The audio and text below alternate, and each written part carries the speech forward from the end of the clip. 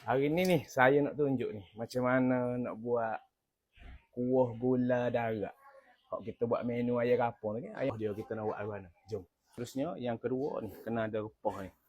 Rempah ni rempah darat lah. Rempah ratus gula darat. Cuah ni. Dan ni saya tak buka api kan. Saya tak buka api dulu. Dia tak boleh buka api lagi.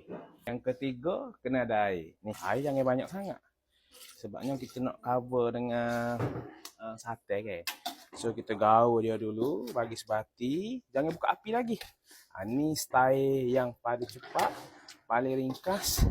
Yang penting insya-Allah Allah bagi sedap. Memang tersedap atas muka bumi.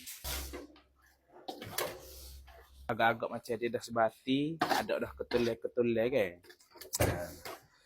Barulah awak buka api. Buka api jangan kuat. Slow saja. Letak bawang besar, bawang putih dan halia. Ni, tengok kena letak on the spot lalu. Kocok dia, awak cuah. Kemudian awak kena gaul lah. Gaul tak air tumis. Awak gaul sekali dengan repah, sekali dengan air. Awak gaul dulu dan kita tinggal beberapa minit. Santan ni santan fresh lah. Tengok. Santan ni saya guna untuk 2 ekor air, 2 kilo santan. Air ni saya ambil keropeh-keropeh saja. Tapi alhamdulillah setakat ni gula ni daripada saya awal saya buat sampai kali ni saya buat alhamdulillah sambutan yang agak alhamdulillah lah. Habis semua menu yang ada di restoran Papa Mama Store ni saya boleh katakan semuanya saya R&D dulu. Selepas saya R&D, saya dah puas hati, saya dah tahu sukat dia, saya dah tahu SOP dia, barulah saya ajar staff pula.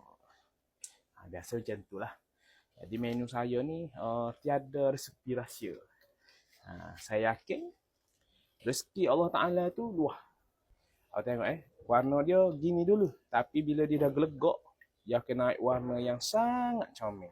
Sambil kita tunggu dia tu gelegak, jom kita prepare bagai-bagai yang seterusnya. Okey, part seterusnya ni kena ada ni asam keping, sikit asam keping untuk 2 kilo sate ni. Banyak ni asam keping. Lepas tu kena ada orang kata apa sesudu asam Jawa. Ni sen gula Melaka. Kemudian macam biasalah, gula, garam, aji. Letak asam keping, air sedikit. Lebih kurang setengah cawan. Gaul dia. Gaul dia. Ni orang kata air tangan ni. Gaul tu orang kata apa dengan rasa kasih sayang.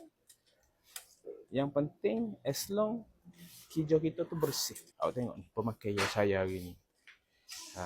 Macam duduk jabak. Tapi saya duduk dapur ni. Saya duduk dapur. Ayam sejawa kita cuah lah. Janganlah kali tahu jangan buai sebab dia banyak kulit sini. Awak tengok ni. Awak jangan cuah sekali sebab dia ada kulit. Ni kita ambil sekeping saja. Bismillah. Kita slow sikit api tu. Gula ni kalau 2 kilo sate, saya guna dia ni, sudu dia ni, saya guna 10 sudu.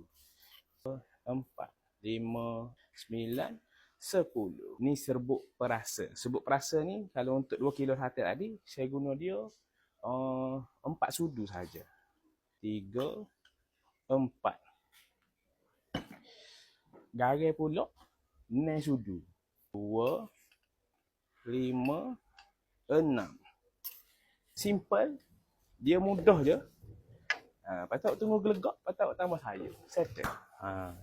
Ni sayur yang akan jadi hiasan dan jadi hidangan dalam kuah gula kita tadi. Saya letak tiap jagung, saya letak kacang panjang. Lepas tu lada lah, nak suruh merah-merah. Dan nak nampak comel lagi, saya tambah carrot. Okay. Last but not least. Ni, tak terang. Kita nak tengok. Bismillah. Kita tengok kuah kita buat tu dengan SOP yang kita buat hidangan tu jadi kedok dengan hak kita buat. Bismillah. Memang sedap. Tak nak tambah ke apa dah. Alhamdulillah. Last kali ni bagi dia. Awak tengok. Comel lah ni.